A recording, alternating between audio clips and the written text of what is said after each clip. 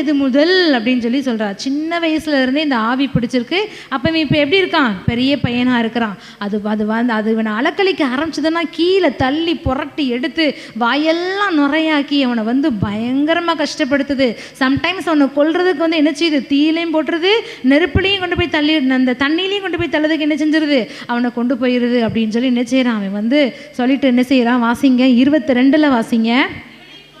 இவனை கொல்லும்படிக்கு அது அநேகந்தரம் தீயிலும் தண்ணீரிலும் தள்ளிற்று. நீர் ஏதாயிலும் செய்யக்கூடுமானால் எங்க மேல மனதிறங்கி எங்களுக்கு உதவி செய்ய வேண்டும் என்றான். அவன் எப்படி கேட்டுக்கிறான் பாருங்க ஆண்டவர்கிட்ட. உங்களால் ஏதாவது செய்ய முடியும்னா தயவு செஞ்சு ஆண்டவரே உங்களால் ஏதாவது செய்ய முடியும்னா என் மேலே மனதிறங்கி எனக்கு நீங்கள் என்ன செய்யுங்க? எனக்கு உதவி செய்யுங்க ஆண்டவரேன்னு சொல்கிறாரு. அதுக்கு முன்னாடி ஆண்டவர் கேட்பார், உனக்கு எவ்வளோ நாளாக இருக்குன்ற? சின்ன வயசுலேருந்தே இருக்குன்றான். அப்போ இதை கேட்டுட்டு ஆண்டவர் சொல்கிற பதில் என்னது சொல்கிறாங்க? அப்போ சின்ன வயசுலேருந்தே இந்த வியாதி இந்த பையனுக்கு இருக்குது. வியாதி இல்லை, ஒரு ஆவி. அந்த ஆவியினால் அந்த பையன் ரொம்ப கஷ்டப்பட்டுட்டு இருக்கிறான்.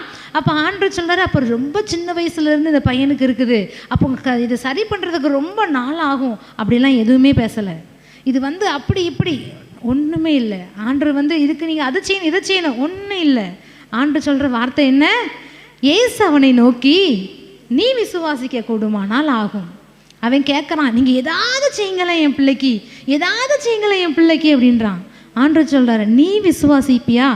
நான் செய்கிறேன்ப்பா, நான் உன் பிள்ளைய குணமாக்குறேன்ப்பா, நான் உன் பிள்ளைய சரி செய்கிறேன்ப்பா, நீ விசுவாசிப்பியா? இதுதான் இன்றைக்கி ஆண்டவர் நம்மகிட்டையும் கேட்குறாரு.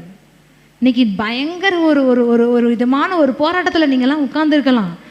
அதெல்லாம் சரி செய்கிறதுக்கு ஆண்டவருக்கு லேசான காரியம். அவர் இன்றைக்கி உங்கள்கிட்ட கேட்குறாரு, நீ விசுவாசிப்பியா? நீ விசுவாசிக்க என்ன சொல்லு? விசுவாசிக்கிறவனுக்கு எல்லாம் கூடுன்றாரு. நீ விசுவாசிப்பியா? நீ விசுவாசிச்சா என்ன ஆகும்? அது ஆகும்னு சொல்றாரு. பாருங்க, நீ விசுவாசிக்க கூடுமானால் ஆகும். என்னால செய்ய முடியும்பா, நான் செஞ்சிருவேன். ஆனா நீ என்ன செய்யணும்? அதுக்கு விசுவாசிக்கணும். என்னால செய்ய முடியும் அப்படின்னு நீ என்னைய என்ன செய்யணும்? நம்பணும், என்னைய விசுவாசிக்கணும் அப்படின்னு ஆண்டவர் சொல்றார். நமக்கு இது வார்த்தையா நல்லா புரிஞ்சிருது பார்த்துக்கோங்க. ஆனா மண்டைக்குள்ள என்ன செய்ய மாட்டுக்கு? ஏற மாட்டுக்கு. விசுவாசம், வைராக்கியம், நம்பிக்கை, பக்தி, ஓகே, வெல் ரைட். ஆனா மண்டைக்குள்ள போய் என்ன செய்ய மாட்டுக்கு? கிரியை செய்ய மாட்டுக்கு, உணர்வு இருக்க மாட்டுக்கு. சிம்பிளா சொல்ல போனா உணர்வு என்ன செய்ய மாட்டுக்கு? நமக்கு இருக்க மாட்டுக்கு. இந்த ரோமர் 1:21 எடுத்து வாசிங்களேன்.